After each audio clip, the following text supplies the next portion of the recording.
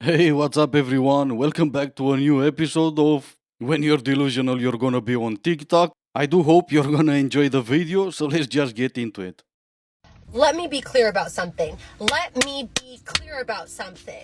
I have been a go-go dancer, I have been a bottle girl, and I've been a stripper. I've been arrested more than once. I have almost failed out of college. I failed a class in law school as well. I lost count of the amount of men I have slept with.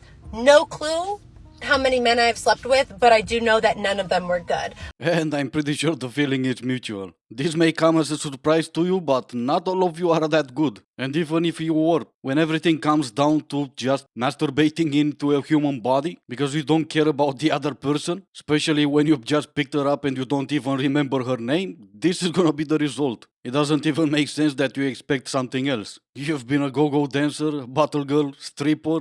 Sounds like you've been real busy. But with those jobs, you're not gonna meet quality men. Not the type of men that will care about you, or the type of men that will care if you get pleasure or not. But I digress. I shake my ass in nightclubs. When I go out drinking, I have no problem having my ass out, shaken for the world. When I go out to the beach, I have no problem wearing a provocative bikini and shaking it on a yacht while my friends pour champagne on me. When I go out, I have no problem wearing see-through clothing and fishnets. And nothing of what I just said makes me any less of a professional. Nothing of what I just said makes me any less of a phenomenal attorney. Yeah, I wouldn't know if that's the case, if you're the best attorney there is. Maybe you are, maybe you're not. And to be honest, I really don't care that much to look you up. But what I do know is that you're a 304. And nothing's gonna change that. You can be the best attorney there is or there ever was, but you're still a 304. It's just that easy. And here's the thing, you guys do not have a problem with attorneys having personal lives. You guys do not have a problem with attorneys being more than just attorneys. This is what you have a problem with. This does not bother you. This is not unprofessional to you. This is a great example of work-life balance to you. But this is disrespectful. This is unprofessional. This is a disgrace to a professional field. Actually, there's nothing wrong with any of that. You posting a picture in a bikini, we don't see anything wrong in that. Just like we didn't see anything wrong with those guys posting pictures in their shorts. What we do see something wrong with is you getting drunk, shaking your ass on tables when you should be representing my case in court. Maybe it's me who's weird like that, but I do expect a certain conduct from my lawyer. The fact that you're easy enough to sleep with a judge just so you can win your case, that is the part that I have a problem with. And why do I think you're willing to sleep with a judge to win your case? Because you never said no to any guy that approached you. So you do not have a problem with professionals living their lives, enjoying their lives, having a past. Because those first three examples, they were all doctors and lawyers. And you didn't have a problem with any of them. The last example was me. Still a lawyer, but now I'm a woman. And the reason why you have a problem with women living on the same playing field as men is because this is the first time that women are getting the exact same power and the exact same jobs as men. Yeah, no, that's not it. Remember her? Yeah, that's Camila Vasquez. That's one of the best lawyers I've seen in my life. Everyone loved her because she was amazing. Men don't have a problem with strong, powerful, intelligent women. We only have a problem with 304s acting like they're something different.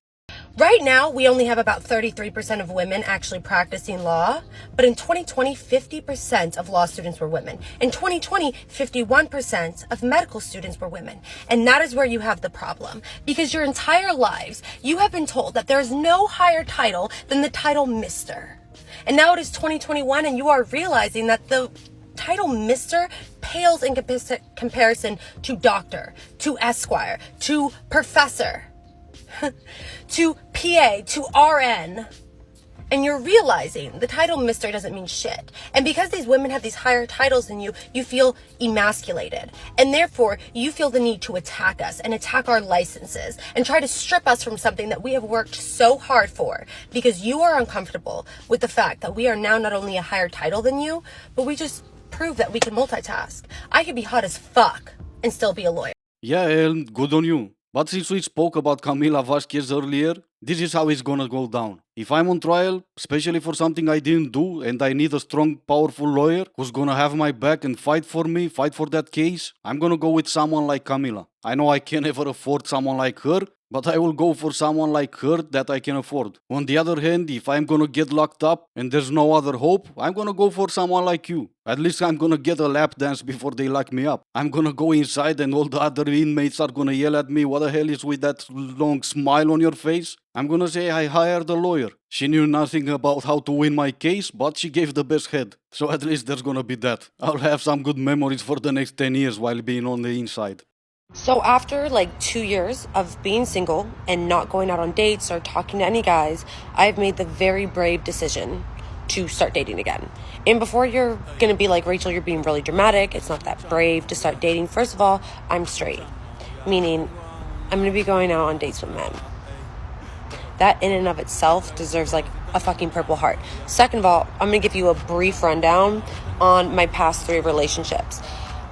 The boyfriend that I broke up with like 2.5 years ago, well, he's currently on trial for manslaughter. The one before him is currently on trial for felony DUI with injury. And then the one before him is currently serving time in New York. So you see, I know I made a joke earlier about getting head before you get locked up, but obviously that really happened. Probably the reason why her ex-boyfriends, all 3 of them, hired her as a lawyer. Good head and a lap dance. That can actually save you from a lot of troubles while being on the inside. A guy's come for you and you start talking. Hey, you know what my lawyers did? He's gonna get curious, you start sharing all the stories, and that can actually save your life. So I guess in the end, because of that, she is fighting the good fight.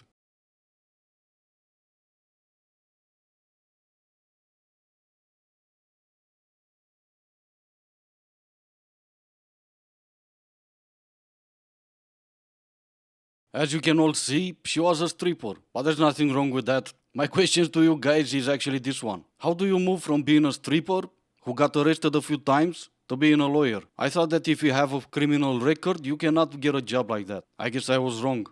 Okay, so there's music playing on the background that I had to mute, so I will read what she said. Being unapologetically myself in a man dominated profession to fuck the patriarchy so the next generation of female lawyers can be themselves, face less sexism, and be badass lawyers. Well, fair enough. Fuck the patriarchy? You mean all of them? Cause there's gonna be a lot of them. I know you said you slept with more men than you can ever count, but this may be more than even you can handle. Or maybe you can, who knows? Especially if you put in the good effort and you start with 2 or 3 of them at the same time, maybe you can actually succeed in that goal. So keep fighting the good fight. We need more women like you who are willing to do this type of work for free. But anyway, I made this long enough. It's time to end it here. Thank you all so much for watching. Stay safe and I will see you in the next one.